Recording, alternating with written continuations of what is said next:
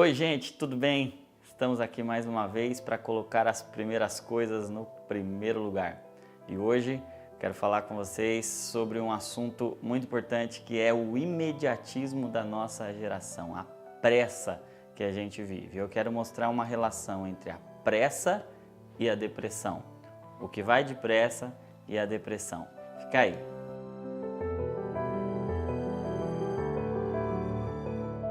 Eu não sei se você tem reparado como a nossa geração é imediatista, como a gente vive na época do é pra já, da internet banda larga, da comida fast food, e a gente não tem paciência para quase nada, a gente só não passa no farol vermelho se tiver radar, ou pelo menos uma grande parte das pessoas pensa assim, só não passa no farol vermelho se tiver radar, mas se não tiver, passa, porque não tem tempo para perder, porque não pode esperar. A gente deixou de assistir a televisão aberta, a gente prefere Netflix, porque a gente não precisa esperar o dia que vai passar o programa que a gente gosta, a gente assiste no YouTube, porque a gente assiste a hora que a gente quer tudo pra já. E aí essas coisas que fizeram a nossa vida mais rápida, mais imediata, estão trazendo também algumas implicações no modo como a gente vive a vida, no modo como a gente se relaciona. E aí é cada vez mais frequente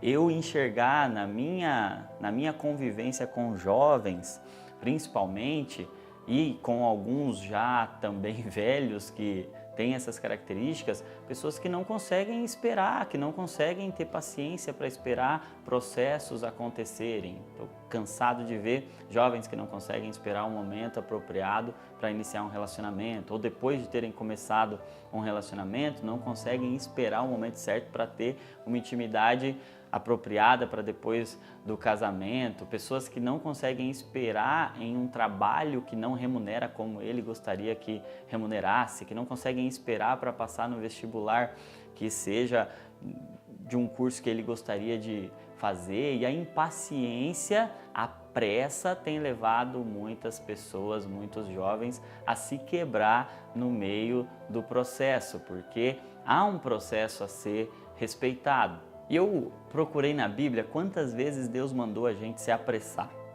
Quantas vezes Deus pediu, se apressa. E eu encontrei duas referências apenas. Eu encontrei um texto no capítulo 3 de Joel, que Deus conclamava o povo, chamava, o povo dizia assim, apressai-vos e vinde congregai. Joel capítulo 3, verso 11. E ele chama o povo, se apressem para congregar. Então, tá aí uma coisa legal para você ter pressa. É ter pressa para chegar na congregação. É ter pressa para chegar na igreja na hora, porque aí já tem um outro problema. A gente tem pressa para um monte de coisa, mas a gente gosta de chegar atrasado nos lugares onde importa. Então, Deus está dizendo, apressai-vos e vinde congregar. Tem um outro texto que eu encontrei, que é quando Jesus encontra com Zaqueu naquela árvore, e ele diz assim, Zaqueu, desce depressa, para encontrar com ele na sua casa, para ter aquele momento de comunhão e transformação. Não encontrei outras referências de Deus mandando o povo se apressar. Se você encontrou mais alguma aí, me avisa, que aí eu vou complementar. Mas eu achei pouquíssimas e olha que eu procurei. Agora, eu perdi as contas de quantas vezes eu encontrei versículos dizendo para que o povo espere. Salmo 40, esperei com paciência no Senhor e Ele se inclinou para mim e ouviu o meu clamor. Salmos 42, porque te abate a minha alma, espera em Deus, pois ainda o louvarei. Ou Isaías capítulo 40, os que esperam no Senhor renovarão as suas forças, subirão com asas como águia, correrão e não se cansarão. E tantos outros versículos que você vai lembrar aí de Deus dizendo, calma, espera, espera. E, de fato, Deus está mais interessado em fazer a gente diminuir o nosso ritmo do que em acelerar o nosso ritmo. Parece que a gente já vem com a nossa natureza adâmica preocupado em acelerar as coisas e Deus está nos colocando no ritmo certo. Só que se a gente olhar para a história dos homens de Deus, se a gente olhar para o processo que Deus leva as pessoas, quando Deus quer fazer algo muito importante, algo especial na vida de alguém, Ele leva essa pessoa para esperar, ele leva essa pessoa para passar por um processo. Deus respeita processos e eu aprendi com o pastor Leandro Vieira que nenhum evento vai fazer o que só o processo é capaz de fazer.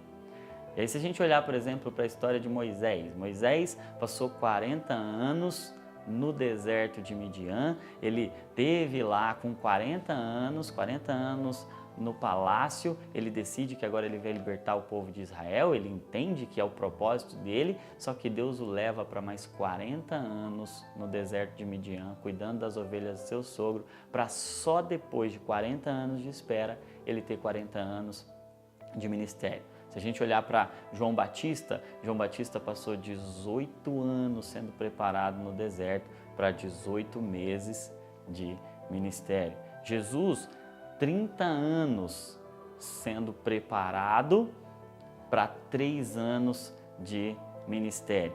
E tem um caso interessante que às vezes a gente não percebe se a gente fizer uma leitura superficial, é o caso de Paulo. Paulo, ele se converte na estrada de Damasco e a gente, olhando o livro de Atos, a gente pode ter uma impressão, se a gente não for analisar direito, a gente pode ter uma impressão de que ele já vai direto para Jerusalém, já começa a pregar, já inicia o seu ministério e a partir dali já vem as viagens missionárias e tudo mais, mas o que a gente não percebe, ele vai dizer aos Gálatas, é que quando ele tem esse encontro com Jesus no caminho de Damasco, ele vai para Damasco, depois ele vai para a Arábia, passa 3 anos no deserto da Arábia, aí ele vai para Jerusalém.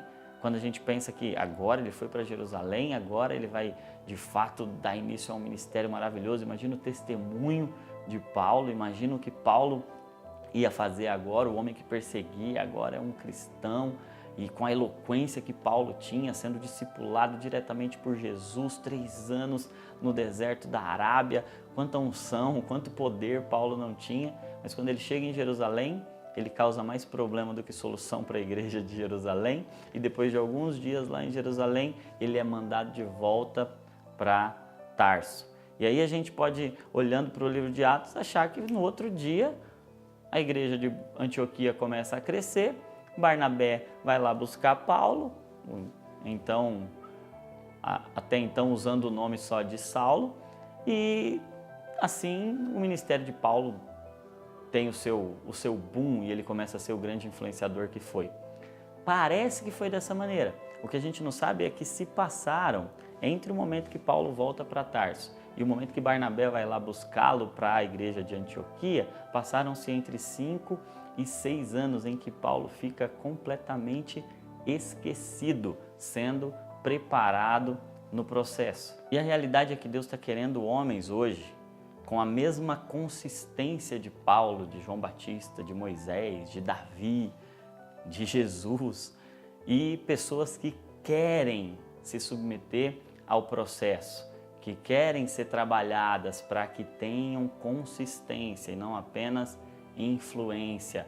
E esse processo de esperar é o processo de ganhar maturidade, de fazer com que a maturidade seja maior do que a imagem que a pessoa tem, de fazer com que a consistência seja maior do que a influência que a pessoa tem. E aí, eu disse para vocês que quem vai depressa demais pode ter o aumentativo do depressa, que é a depressão, porque inevitavelmente, quando uma pessoa não espera o processo, ela não está pronta como um vaso, ele acabou de ser modelado pelo oleiro, se ele não for para secagem, se ele não for secar antes de ir para a queima, antes de ir para o forno, antes de passar pelo fogo, ele arrebenta no meio do processo, ele quebra. E é isso que eu tenho percebido com muitos jovens, é isso que eu tenho percebido com muitas pessoas.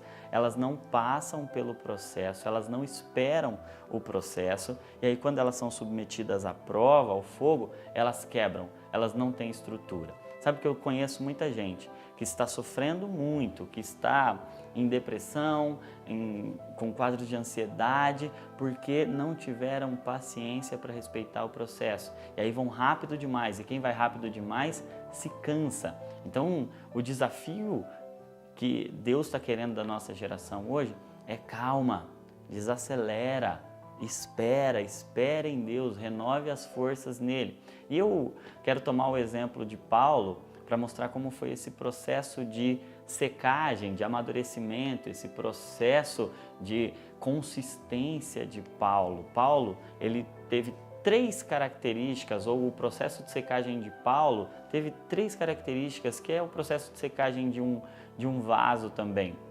Paulo precisou ficar em silêncio. Todo vaso, quando ele ia secar, ele precisava de silêncio. Paulo foi lá para Tarso ficar em silêncio, para ouvir a voz de Deus, porque o barulho de Jerusalém, o barulho da nossa cidade, o barulho da internet, o barulho do WhatsApp, o barulho das notificações, eles nos impedem de ouvir a voz de Deus. Então, silêncio, parar de falar um pouco para ouvir, parar de ouvir um monte de vozes para ouvir Deus. Segunda coisa que o processo de secagem de Paulo tinha, solitude, sozinho.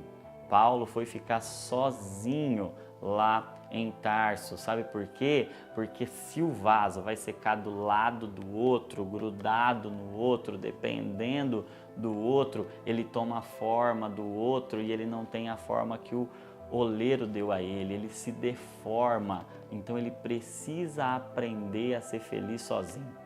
Ele precisa aprender a amadurecer sem depender dos outros. Ele precisa criar uma autonomia. E uma terceira característica do processo de secagem que a gente vê em Paulo é que ele ficou na sombra. E tá aí uma coisa que a nossa geração não quer. Eu tenho visto muitos jovens que não querem ser sombra, que não querem ficar na sombra. O vaso, quando ele era colocado para secar depois de ter sido modelado pelo oleiro, se ele ficasse no sol, ele trincava, todo o processo ia por água abaixo. Ele precisava ficar na sombra. Paulo foi ficar lá na sombra, depois de ficar 4, 5 anos na sombra de Tarso, lá em Tarso, ele ainda vai ser sombra de Barnabé. Você quer ser consistente, você quer ter integridade, você quer ter estrutura interior para aguentar a queima, para aguentar a prova e para ser um vaso útil nas mãos de Deus, não quebrar no meio do processo, não ter depressão, ansiedade e respeitando todas as características aí, todos os fatores que estão envolvidos nessas doenças mentais.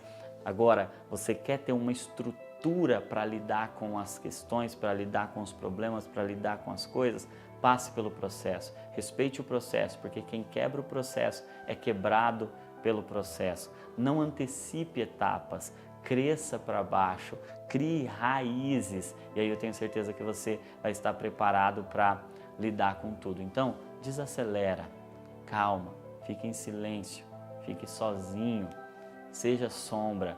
Tem alguém que está acima de você, se submeta a isso, se submeta ao processo. Eu tenho certeza que a sua vida vai ser uma vida de integridade, de consistência, para aí você ser alguém que tem imagem e que tem influência. Que Deus te abençoe. Se essa mensagem falou com você, deixa aí um curtir, deixa um comentário, encaminha para alguém, compartilha com alguém, porque a nossa geração está precisando de calma. Espera em Deus, não se apresse, porque senão você pode ter depressão. Não seja um depressa que pode acabar na depressão. Deus te abençoe.